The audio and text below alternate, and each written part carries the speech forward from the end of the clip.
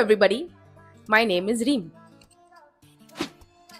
Yeah, hi, this is Sandeep Golam. I'm Reem's dad and a partner founder of Rasa.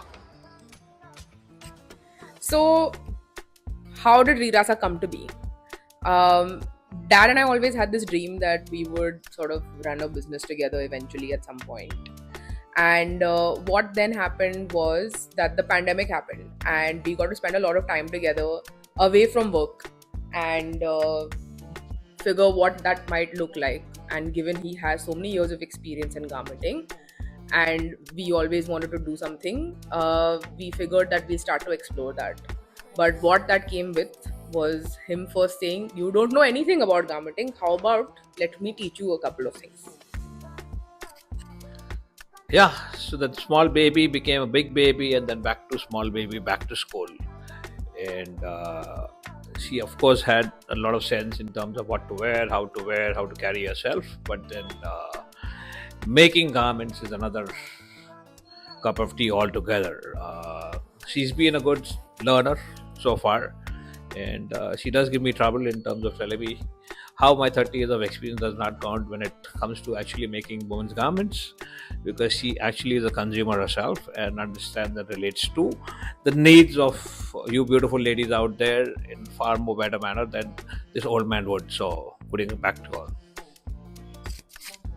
So, I mean, yeah, he definitely knew how to make a garment, but I learned from him all of those things and maintaining quality and how to cost correctly and how to find the right kind of vendors and all of those things, while also teaching him a thing or two about fashion in its true sense and how we consume it, and how what we like to wear, and what the trends may tell you are completely different from what actual customers want on a day-to-day basis. So after several years of learning under him from the nitty gritties of how to run a business and how to make a garment, we finally incepted V, Ra, and Sa, which a lot of people ask us is a really fun name, and ironically was just an acronym we used to use for our home Wi-Fi for many years, because it was convenient and nobody else took it.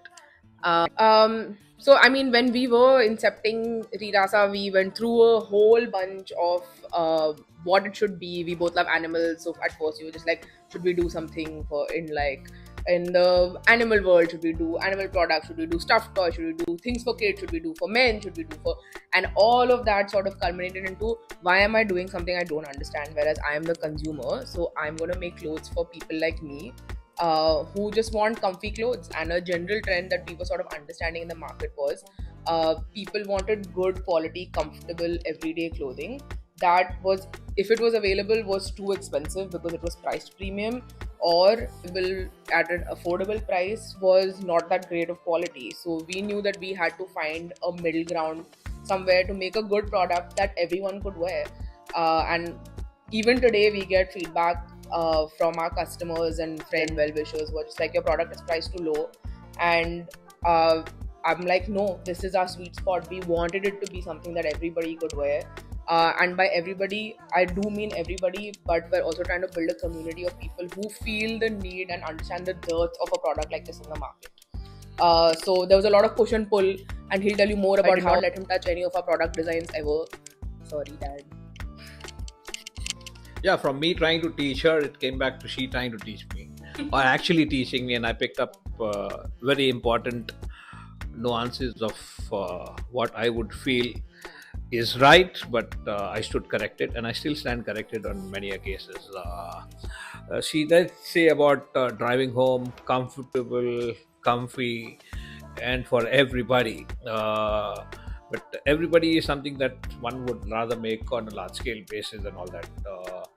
I think what Rasar wants to drive home, make that word everybody, break it into and look at everybody.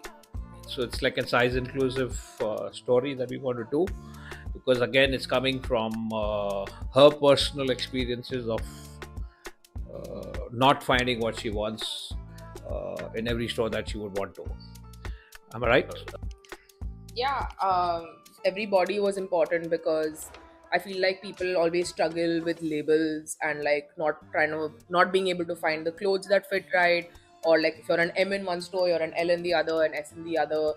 International brands, Indian brands, there's a lack of consistency, and that causes a lot of disheartening for the customers because they're so confused.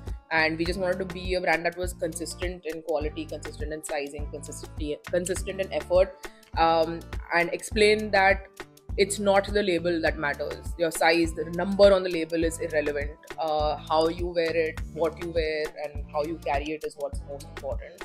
Yes, our joint goal was to obviously find a way to keep working together. And what better place to begin than Bombay, which is home to both of us. Both of us grew up here at different times, but our experiences, values, skills are all based off the same kind of things. So starting in Bombay and ending up hopefully all over the country, eventually all over the globe, becoming a name that you can trust. And check us out now on Rirasa.in and follow us on our journey.